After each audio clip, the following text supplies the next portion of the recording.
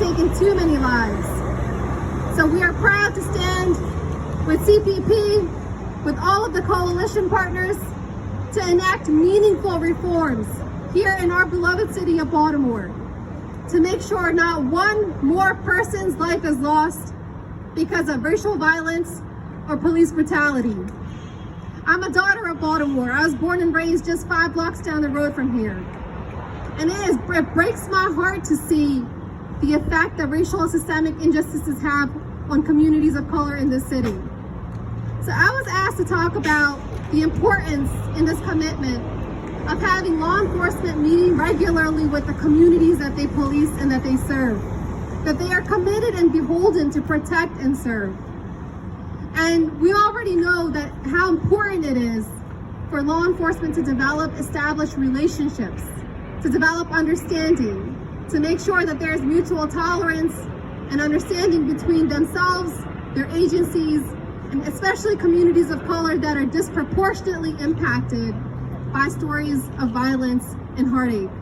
And Tawanda, I want to give you a special shout out because I have been here in the city many times and I have heard your story many times. And your commitment to demanding justice for your brother is unbelievable. Unbelievable. Unbelievable. So we want to demand that through roundtable discussions, patrol officers should meet the residents whose neighborhoods that they patrol.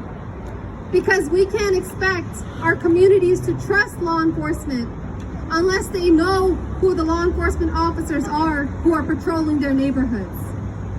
We want neighborhood leaders, faith leaders, and activists to have clear mechanisms and open channels of communication to provide feedback to the Baltimore City Police Department so they can communicate their concerns, address any injustices that they're aware of, and make sure that they have trust in the officers that are patrolling their neighborhoods.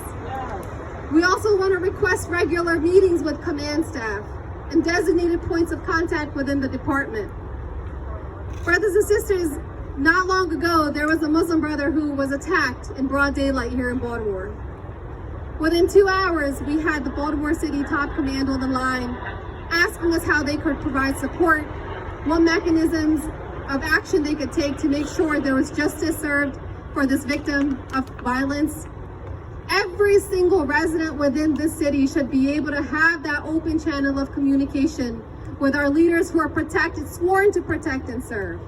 That when anybody is targeted with violence, they know that they can count on them to stand up for them. Thank you, and we're proud to stand with you. Thank you so much, Ray, for your leadership on this issue.